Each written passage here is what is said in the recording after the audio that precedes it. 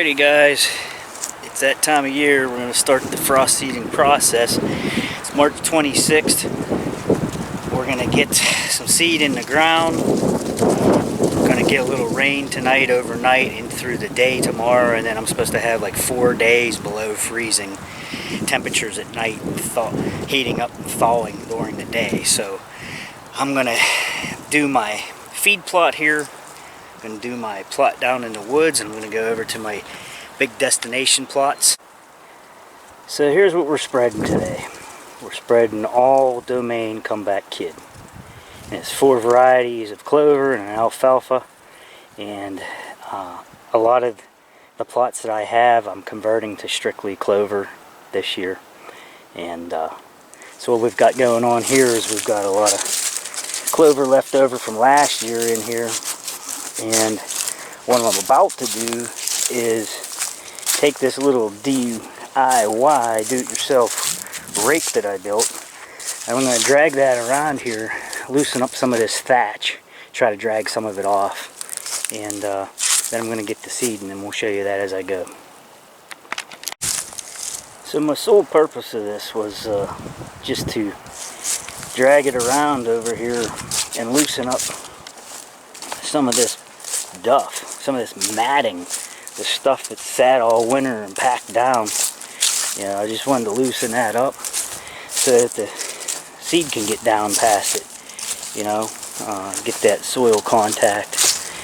I got it, here's an example of it, you know, I mean, this stuff's laying everywhere, and what I'll do is I'll seed it, and then I'll probably just run that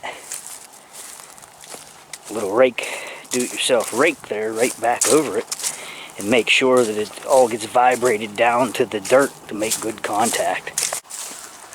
Alrighty, so what I did is I just I put out all the seed. I went back and forth first, and then I came long ways, so I had the crisscross pattern. And what I forgot to mention was I had about 1/3 of a jug, and this jug does a 1/2 acre. So I had about 1/3 of a jug there, and what I forgot to mention was I had a ponder of chicory. I had a 1/2 pound left. I threw that in it as well. So I should have a little bit of chicory in here with the 4 clovers and the alfalfa. So we'll see how it turns out. I just wanted to run that rake back over all that once I put the seed on, just to make sure I shook it down in so that it made that soil contact, just to ensure, you know. And I didn't tear up the dirt any really, so you know, I'm not unearthing weed seeds or anything, but I'm not worried about it because I've got a jug of IMOX, and IMOX will take care of that once this gets established. So we will monitor this, and I'll have an update video when it all starts to germ. Now on to the woods plot. Some of you may recognize this patch down in the woods here. I shot my 10-point in here last year, and I always plant a woods plot down here. I do a lot of doe management down here, but about a month ago or so I came in with a rake and a blower, and I got all the debris off, and I'm just hoping though that there's a lot of bare dirt obviously, but I'm just hoping it's not too crusted. But we're gonna give it a go. We're gonna seed it. Hopefully the frost takes care of it before the birds do, and we'll give it a go here. Like I said, I did an experiment. Some of you will frown upon this, I know, but those really warm 70-degree days, I came down with a soil probe and I was over 50 degrees, and I had grasses and some chickweed stuff that was left over from last year, and I took a 1-gallon sprayer and put 3 tablespoons of gly in it, and I shot this stuff. We had a couple of days in a row where it was over 50 degrees there. soil temperature. Like I said, I checked it with a probe, it was over. So I went ahead and shot it with Glide, and it seems to have knocked this stuff back a lot, because it was already greening up down here. So I'm hoping I don't have an issue later. If I do, like I said, IMOX will take care of that too. So I'm going to spread this all, this big U shape here, and I'm sparing you with all the silly footage of me spreading seed. I think we've all seen someone spread seed before, and I don't want to bore people. So here we go. Alrighty, woods plot done. All the comeback kid put on, and we'll see what happens with it. When it germs, if it's too thin, I've got some hot chick that we're going to add to it towards the end of summer there, and we're going to fill in some patches or thicken it up, whatever we need to do. So we'll get that on, I don't know, end of July, into August, something like that, if we need it. So we'll have to just wait and see for the update video. On to the destination plots. Well, we're at the destination plot, and there is a small patch of woods right there. It separates the field I plant and the field I used to plant. Oh, there they go. I was just going to say, see the deer?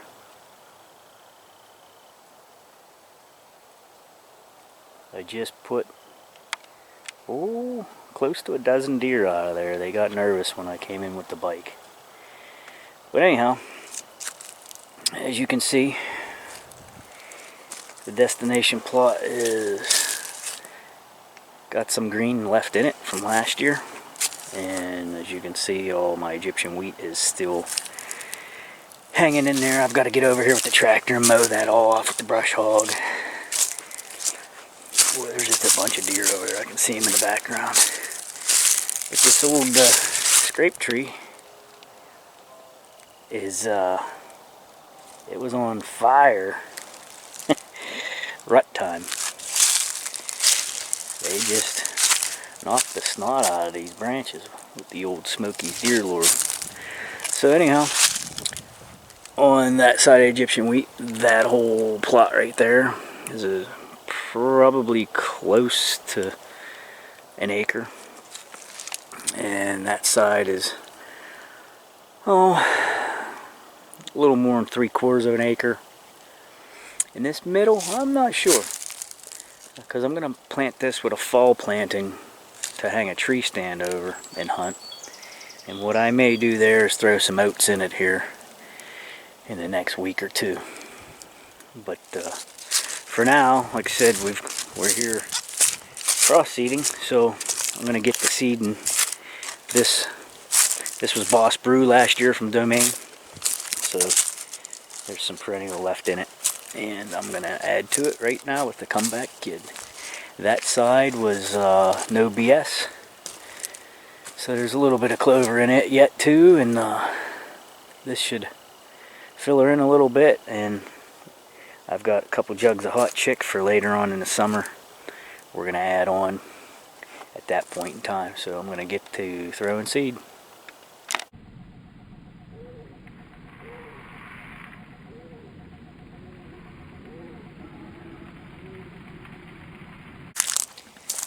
Well folks, that's going to wrap up the frost seeding video, and when it all germs, why, we'll have an update, and if it gets weedy, we'll spray it with IMOX, and if it's too thin, towards the end of summer there, we'll put the hot chick to it with the clovers and chicory, and we'll fill in any gaps that we have, or just thicken up the stand.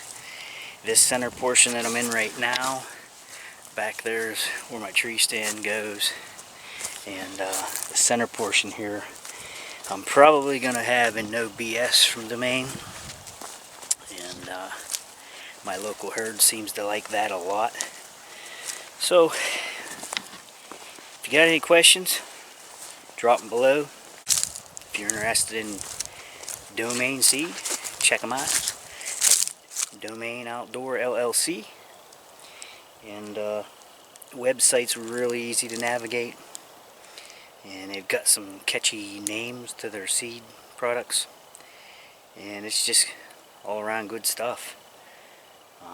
Been using it now for almost 4 years, and I've had nothing but success with it. And the reason why I choose No BS for this plot is because I have been absolutely spear chucking a lot of dough over that seed. That seems to be my go-to seed. I kill a lot of does every year. Coming to No BS.